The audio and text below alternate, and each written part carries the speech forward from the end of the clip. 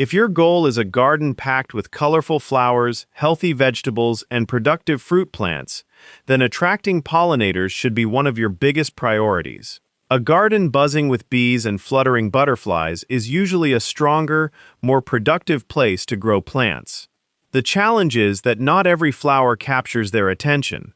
Some are barely noticed, while others seem to draw pollinators in all day long. So in today's video, I'll share 10 incredible plants that bees and butterflies simply can't stay away from, helping you choose the best additions for a thriving, wildlife-friendly garden. Honestly, I think artichoke flowers must be irresistible to bees. Every time I walk past the plants in our front garden, there's almost always a bee buried deep inside one of the blooms collecting nectar. They absolutely adore them. Most gardeners grow artichokes for the delicious harvest, but we've chosen to leave ours to flower because they're simply too beautiful to cut. Those enormous purple blooms are among the most striking flowers anywhere in the garden. They stand out from a distance and continue attracting pollinators for weeks on end. They're also far easier to grow than many people expect, at least here in the UK. Just plant them somewhere sunny with reasonably free-draining soil, and they'll happily return year after year. The only real precaution comes during winter. Artichokes don't appreciate long periods of severe freezing weather, so once autumn arrives, it's worth covering the crown with a generous layer of mulch to help protect the roots until spring. We started ours from seed, which makes them an affordable way to create an impressive focal point while providing one of the bees' favorite feeding spots. Without question, this has become one of my favorite plants in the garden, and judging by the constant stream of bees, they feel exactly the same. Whenever I walk by, there's usually another bee clinging to the flower, slowly working around the center collecting pollen. The next plant is Echinacea, a beautiful perennial with soft, elegant petals surrounding a rich orange-red cone. Once established, it produces an abundance of flowers throughout summer and fits beautifully into almost any sunny border. Have you noticed something already? We've looked at 2 plants with purple blooms, and that's no accident. Bees are naturally drawn to shades of blue and purple, making those colors some of the best choices if you're trying to attract more pollinators. We grew our Echinacea from seed last year, and it came through winter with almost no trouble at all, making it a dependable addition to the garden. As the flowers begin to fade, remove the spent blooms to encourage fresh flowers to keep appearing. Later in the season, stop deadheading and allow the seed heads to remain. They'll provide valuable food for birds during winter while also adding texture and interest long after the flowers themselves have finished. I can hardly remember seeing a verbena without bees or butterflies visiting it, except, of course, when I'm standing nearby with a camera. Butterflies seem especially attracted to it. If your aim is to increase pollinator activity, Verbena deserves a place on your shortlist. Again, those purple flowers are doing exactly what bees love. Verbena is also wonderfully easy to grow. In fact, ours has even managed to establish itself between cracks in the paving nearby. Some people might call that a weed, but when it produces flowers this beautiful, I'm happy to let it stay. It's another excellent plant to grow from seed. Once established, it usually self-seeds around the garden with very little help. Individual plants aren't especially long-lived because their root systems are relatively small, and particularly harsh winters can sometimes take them out. But even if one disappears, you'll often discover new seedlings popping up elsewhere the following spring because the plant has already scattered plenty of seed around the garden. Sunflowers, it's no surprise that sunflowers have earned a place on this list. People love them, and the bees certainly do too. Once those large flower heads fully open, you'll often see bees spending long periods moving carefully across the center, collecting nectar and pollen from every available floret. If you're planning to grow them, I'd actually recommend choosing sturdy, branching varieties rather than the enormous giant types. The massive sunflowers may be impressive, but they're much more likely to bend or topple over in strong winds. Compact branching varieties are far more reliable. Instead of producing just one giant bloom, they develop multiple flower heads, giving you a much longer display while providing pollinators with a steady food source throughout the summer. There's another simple trick that can make a surprising difference. Whenever possible, plant your sunflowers along the western side of the garden. Once mature, sunflower heads naturally turn to face east. By planting them on the western side, the flowers will face back toward your garden instead of looking away from it, allowing you to enjoy their display every time you step outside. Dandelions. Now, this next plant may seem like an unusual choice. Most gardeners spend their time trying to remove dandelions rather than encouraging them. But before you reach for the weeding tool, hear me out. Dandelions are among the earliest flowers to bloom each spring.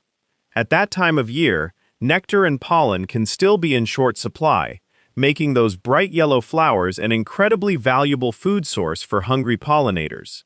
This is especially important for queen bumblebees. After emerging from winter hibernation, they need plenty of energy before beginning a brand new colony, and dandelions help provide exactly that. Instead of removing every single one, consider allowing a few to grow in areas where they won't become a nuisance. That small decision can provide early-season food for bees while many of your other garden flowers are still waking up. If you're worried they'll spread everywhere, there's a very simple solution. Just remove the flower heads before they develop into those familiar white, fluffy seed balls. That way, the pollinators still benefit from the flowers, but you greatly reduce the chance of hundreds of new dandelions appearing across the garden.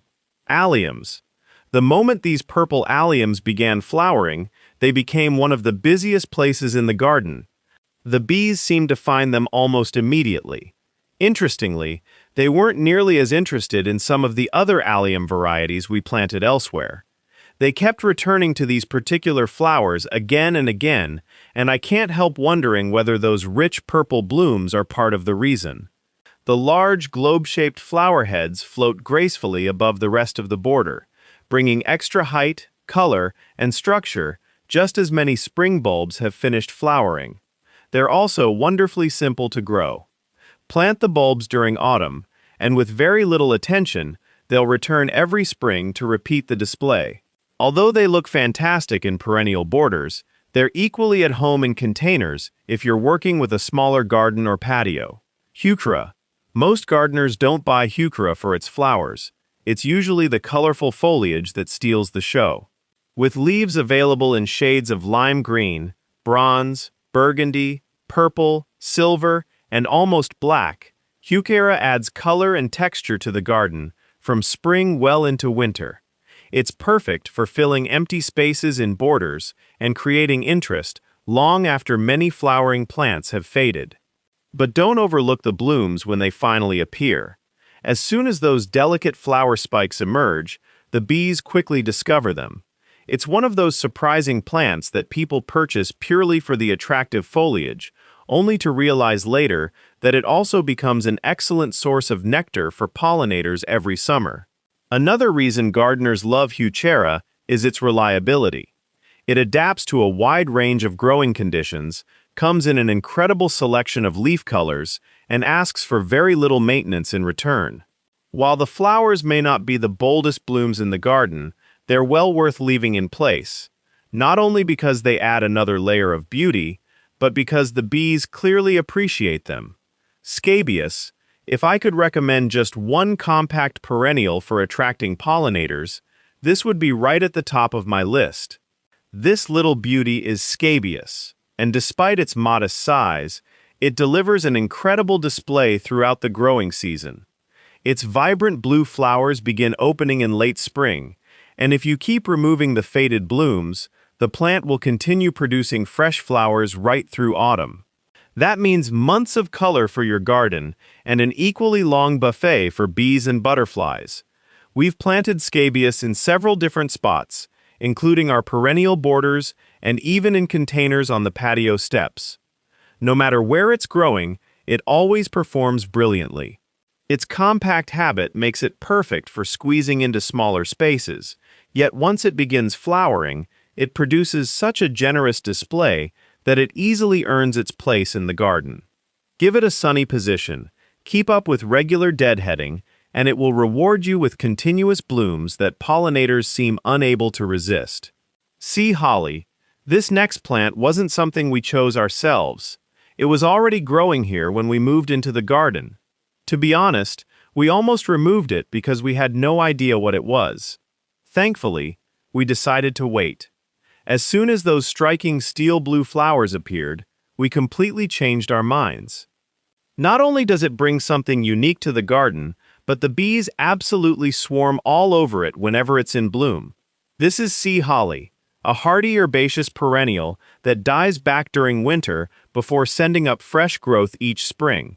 Once established, it's remarkably tough and performs especially well in dry, sunny locations where many other perennials struggle. I do have one small confession. Earlier this spring, I think I got a little over-enthusiastic while tidying this bed, and probably cut it back harder than I should have. As a result, it hasn't made much of an appearance this season. I'm hoping it forgives me and comes back with much stronger growth next year. If it doesn't, I'll certainly be planting another one because I honestly can't think of another perennial that offers quite the same combination of color, texture, and pollinator appeal. Nepeta, catmint, the final plant, is one you'll almost always find buzzing with bees. This is Nepeta, more commonly known as catmint.